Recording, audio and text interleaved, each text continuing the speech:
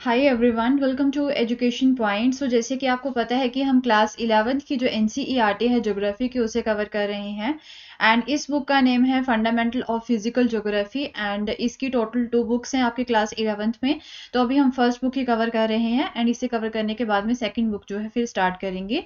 तो अगर इसके चैप्टर्स की हम यहाँ पे बात करें तो हम जो है काफ़ी इंपॉर्टेंट चैप्टर्स जो है एग्जाम पॉइंट ऑफ व्यू से जो है उन चैप्टर्स को जो है इसमें कवर कर रहे थे। जैसे कि सेकंड चैप्टर में जो है we have discuss about the evolution of earth, moon के बारे में डिस्कस किया था, लिथोस्फीयर के बारे में डिस्कस किया था, then layers of the earth आ जाती हैं। फोर्थ चैप्टर में जो है आपके यहाँ पे कॉन्टिनेंट्स एंड जो आपके ओशंस हैं उनके बीच में जो डिस्ट्रीब्यूशन है उनके रिगार्डिंग जो थ्योरीज यहाँ पे दे रखी हैं डिफरेंट ज्योग्राफिस्ट ने, उनके बारे में जो है डिस्कस किया था। देन लैंडफॉर्म्स आ जाती हैं आपकी परमानेंट वाली, हिल्स हो गए और सी हो गए आपके, या फिर हम बोल सकते हैं डेल्टेड एरियाज हो गए, उनके बारे में डिस्कस किया था। देन जो है कुछ जियोमॉर्फिक प्रोसेसेस होते हैं जिनकी वजह से जो है ये लैंडफॉर्म्स बनती हैं, वो डिस्कस किए थे। एंड आफ्टर दैट जो है अगेन से कुछ हमारे पास टेम्पररी लैंडफॉर्म्स भी होती हैं, वो भी हम डिस्कस कर चुके हैं।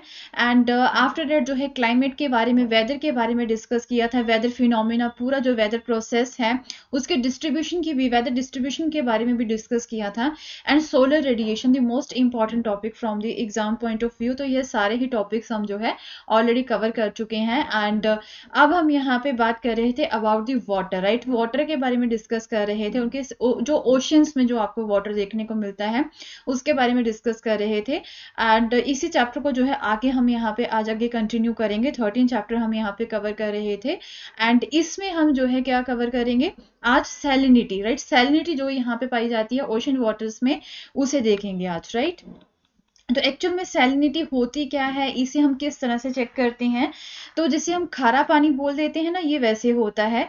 तो जितने भी हमें जो वाटर मिलता है नेचर में, चाहे किसी भी फॉर्म में हो, चाहे वो रेन वाटर हो, चाहे वो ओशन वाटर हो, सभी में जो है ना कुछ डिजॉल्व मिनरल सोल्ट्स आपको देखने को मिलते ही हैं।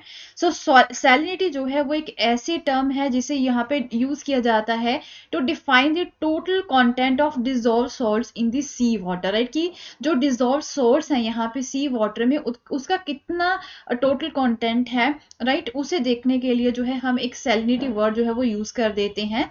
तो इसे हम किस तरह से कैलकुलेट करते हैं, the amount of salt dissolve in 1000 gram of sea water, right. एक 1000 ग्राम यहाँ पे सी का वाटर है, उसमें जो है कितनी अमाउंट ऑफ सैलिनिटी है, इस तरह से हम यहाँ पे चेक करते हैं। ओके, तो हम ये, आपको ये पता होना चाहिए कि एवरी 1000 ग्राम जो है वाटर का, उसमें जो है सैलिनिटी को हम यहाँ पे चेक करते हैं, जिसे हम जो है 1 kg भी बोल सकते हैं। Okay, so it is usually expressed as parts per thousand. तो इसे हम किस तरह से जो है एक्सप्रेस करते हैं, इसे हम पार्ट्स पर थाउजेंड के हिसाब से जो है एक्सप्रेस करते हैं, या फिर ये वाला जो है एक साइन हम यहाँ पे यूज कर सकते हैं पार्ट्स पर थाउजेंड के लिए, और पीपीटी भी जो है इसे बोल दिया जाता है।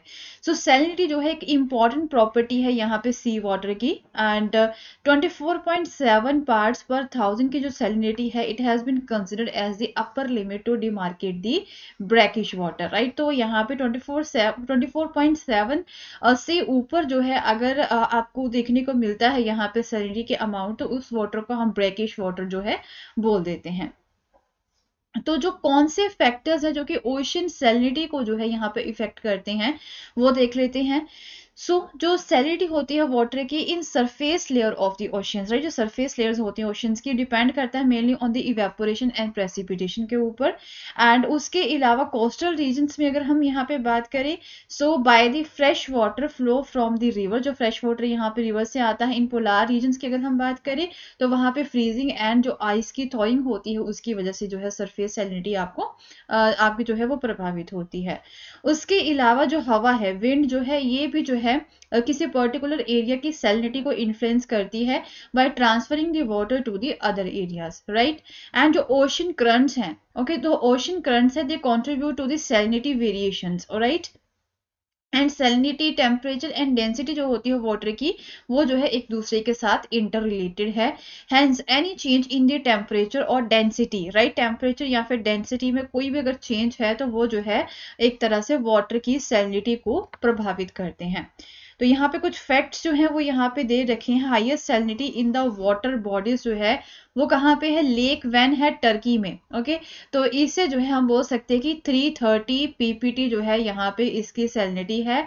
जो डेड सी है उसमें 238। डेड सी जो है उसे नेम ही इसी की वजह से दिया गया है कि वो टोटली जो है ब्रैकिश वाटर है, वहां पे वो जो है एक तरह से खड़ा हुआ पानी है। 238, राइट, 238 पीपीटी जहां पे हम बोल सकते हैं उसमें सैलिनिटी है। एंड ग्रेट सॉल्ट लेक जो है उसमें 220 पीपीटी जो है आपको सैलिनिटी जो है वो देखने को मिलेगी। तो ये चीजें आपको माइंड में रखनी है। सो अब हॉरिजॉन्टल डिस्ट्रीब्यूशन जो है सैलिनिटी की वो देख लेते हैं। तो नॉर्मल ओपन ओशन जो है ना यहाँ पे, वहां पे सैलिनिटी कितनी होती, कितनी रेंज में होती है, 33 से लेके 37 पीपीटी के बीच में होती है। एंड जो लैंड लॉक जो रेड सी है वहां पे 41 तक हो जाती है। जो एस्चुरीज एंड आर्कटिक रीजन है वहां पे फ्लक्चुएट करती रहती है, 0 से लेके 35 के बीच में आपको सीजनली जो है वो देखने को मिलेगी। So in hot and dry region यहाँ पे इवेपोरेशन बहुत ज्यादा होता है। जो सैलिनिटी है वो कभी कभी 70 पीपीटी तक भी पहुंच जाती है। ओके, तो पैसिफिक ओशन की अगर हम यहाँ पे बात करें, so it is mainly due to its shape and larger areal extent की वजह से वहां पे हमें वेरिएशन जो देखने को मिलती है पैसिफिक ओशन में। ओके, सो वेस्टर्न पार्ट जो है नॉर्दर्न हेमिस्फीयर में के वहां पे जो है जो सैलिनिटी है वो क्या हो जाती है, डिक्रीज हो जाती है, कम हो जाती है, 35 से लेके 31 तक पहुंच जाती है। एंड क्योंकि यहाँ पे जो मेल्टेड वाटर होता है ना आर्कटिक रीजन का, वो इस रीजन में आ जाता है। सो इन दिस सेम वे यहाँ पे 15 डिग्री एंड से लेके 20 डिग्री साउथ तक जो है यहाँ पे ये भी 33 तक जो है क्या हो जाती है, 33 पीपीटी तक जो है डिक्रीज हो जाती है। ओके, सो एटलांटिक ओशन में जो है 36 पीपीटी है average salinity. And 15 and 20 degree latitude जो है वो ऐसे एरियाज हैं वहां पे जो है हमेशा ही हाईएस्ट सैलिनिटी जो है वो रिकॉर्ड की जाती है, राइट।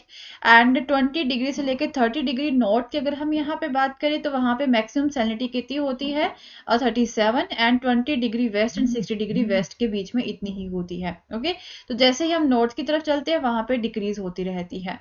तो जो नॉर्थ सी है, okay, in spite of its location in higher latitude record higher salinity, क्योंकि यहाँ पे जो है नॉर्थ एटलांटिक ड्रिफ्ट जो है अपने साथ ज्यादा सेलाइन वाटर जो है वो लेके आता है, राइट। सो बाल्टिक सी जो है वहां पे लो सैलिनिटी जो है वो आपको देखने को मिलेगी due to influx of river waters in the large quantity. And अगर हम मेडिटेरेनियन सी की बात करें तो वहां पे जो है इवेपोरेशन बहुत ज्यादा होती है, उसकी वजह से जो है आपको हायर सैलिनिटी देखने को मिलेगी। So salinity is however very low in Black Sea. Black Sea में बहुत कम है क्योंकि वहां पे फ्रेश वाटर आता रहता है बाय द रिवर्स। ओके, सो जो एवरेज सैलिनिटी है इंडियन ओशन की वो कितनी है, 35 पीपीटी है। एंड एक तरह से जो बे ऑफ बंगाल है वहां पे भी लो सैलिनिटी आपको देखने को मिलेगी, क्योंकि वहां पे भी जो हमारे इंडिया की रिवर्स है ना वो कहाँ पे गिरती है, बे ऑफ बंगाल में जाके ही गिरती हैं। एंड वो क्या है, वो फ्रेश वाटर है, तो उसकी वजह से लो सैलिनिटी आपको देखने को मिलेगी। ऑन दी अदर हैंड जो अरेबियन सी है वहां पे हायर सैलिनिटी है, क्योंकि वहां पे इवेपोरेशन ज्यादा होता है एंड जो फ्रेश वाटर है वो उसमें कम जाता है। ओके, तो नेक्स्ट फिगर में जो है यहाँ पे सैलिनिटी के बारे में जो है बताया हुआ है, हॉरिजॉन्टल डिस्ट्रीब्यूशन के बारे में।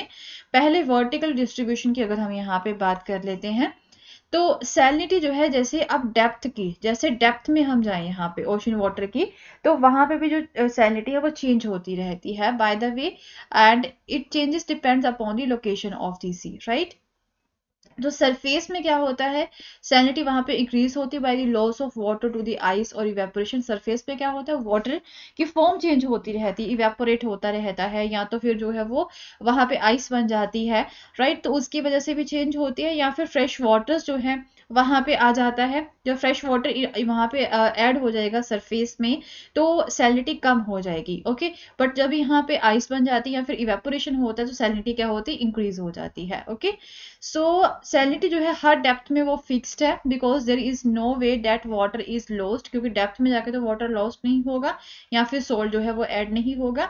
सो there is a mark difference in this salinity between the surface zones and the deep zones. However यहाँ पे जो सरफेस जोन एंड जो डीप जोन है ओशंस के, उसमें सैलिनिटी में डिफरेंस आपको देखने को मिलेगा।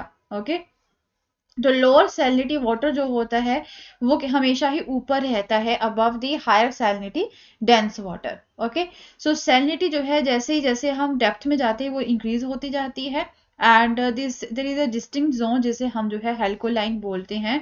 वहां पे क्या होता है कि सैलिनिटी जो है हमेशा ही रैपिडली इंक्रीज हो जाती है, राइट। बाकी फैक्टर जो है वो कांस्टेंट रहते हैं। एंड इंक्रीजिंग सैलिनिटी जो होती है सी वाटर की, it causes its density to increase, जिसकी वजह से क्या होता है कि इसकी डेंसिटी जो है वो बढ़ जाती है। So high salinity sea water generally sinks below the low salinity water.